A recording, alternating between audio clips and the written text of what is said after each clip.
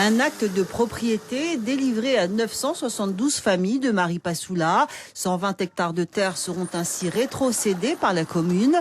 Une mesure forte évoquée lors d'une réunion de travail entre le préfet et le conseil municipal.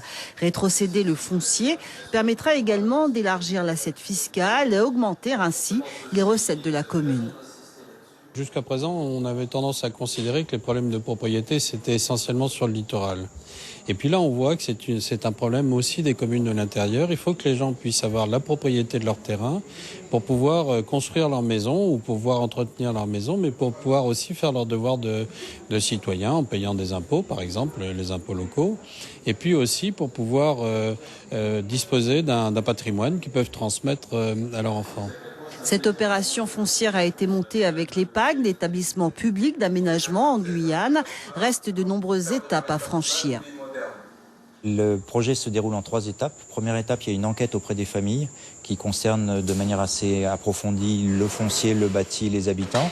On demande leur opinion, leurs revenus, on précise la parcelle. La deuxième phase, c'est une phase d'étude avec des géomètres qui vont permettre de fixer effectivement la taille des parcelles, la taille, le bâti. Et il va y avoir une phase d'analyse pour savoir la valeur de chaque parcelle.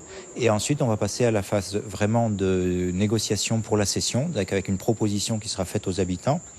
Et ensuite, passage des actes administratifs qui leur permettra d'être vraiment propriétaires légaux de la parcelle qu'ils occupent actuellement.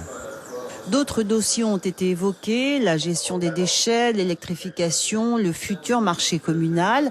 Mais le point noir reste le chômage des jeunes.